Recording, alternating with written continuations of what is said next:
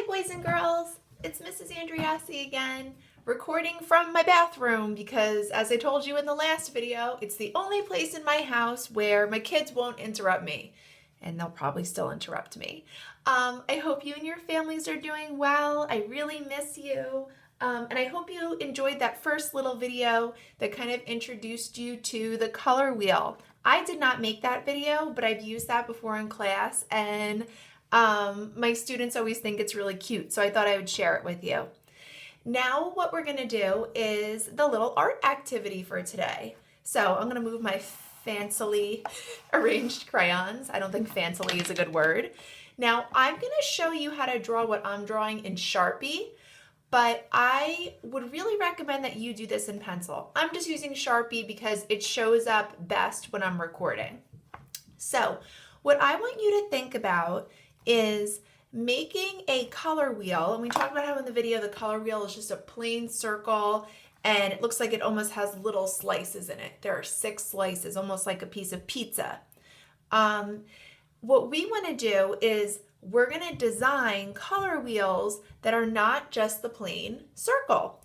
So maybe start out by thinking about things that are circular, like bicycle wheels or flowers, or even grouping things together. Like I had those crayons grouped together. You could group multiple items together, and then turning it into a color wheel design. So I'm going to show you my idea. Certainly your idea does not have to be the same as my idea, but if you want to copy it, you're welcome to. What I want to do for mine is I want to make a cute, chubby little hamster thing that is going to have a color wheel for a belly, because who doesn't love chubby animals, let's be honest. Now, if you want to do this, you're welcome to follow along, copy the hamster, or you can make something completely different. Pokeball, something from a movie you like. Now, I'm going to make the circle in the middle here. That's going to be his belly, his color wheel belly. And I'm just going to make the little face and the little eyes. He's so cute. Ho ho! Now, like I said, you're going to do this in pencil. If you want to retrace it in black, you can. I know some of us like to do that. Just make sure that if you're using paint, you retrace in either black crayon or a permanent marker. Don't retrace over magic marker, because the black lines will smudge with the paint. Now that I have my little guy, the way that you can divide your color wheel up evenly is really simple. Do a line down the middle. Now I have it divided into 2 halves. Then you would draw an X right on top of that line, okay? If you wanted to, you could do the X first and then the line down the middle. If that works best for you, either one. Now that I have this, I'm gonna lightly label each section. So R is for red, you're right. O is for orange. Yellow, my other primary color. Y. G for green. B for blue.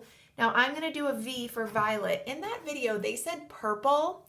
If you say purple sometimes, it's fine. I just prefer to use the word violet because that's the actual color that's in the spectrum, meaning like in a rainbow, and on the color wheel.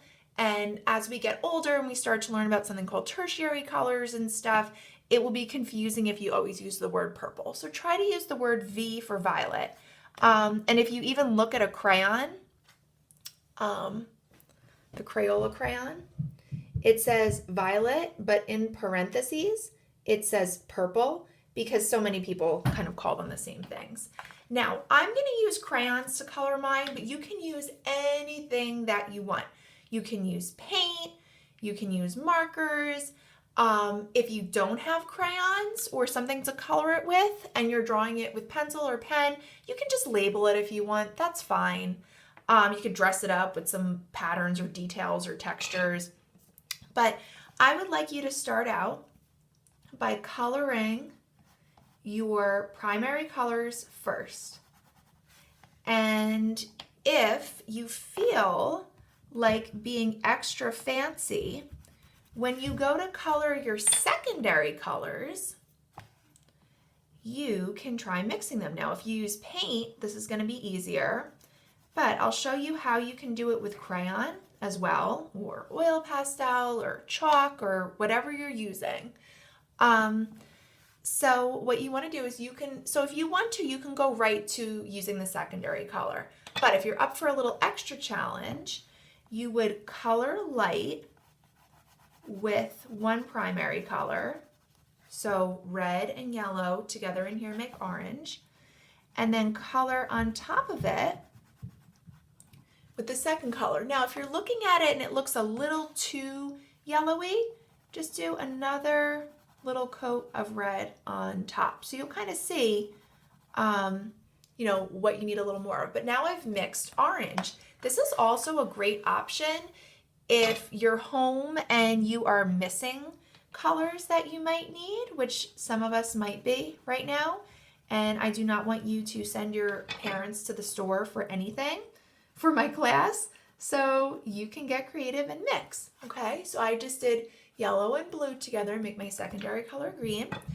And now I'm gonna do my red and my blue together to make my violet. Okay, so then I can color him however I want. Maybe I'll make this little guy rainbow colors or something. Now, when you're done, you can either hang on to this and return it to me when we get back to school, or if your family would like to snap a picture and post it in the stream on Google Classroom, your friends will be able to see it, or they can snap a picture and email it to me, and I'll put it on Artsonia. I could put it in the stream on Google Classroom. So have fun.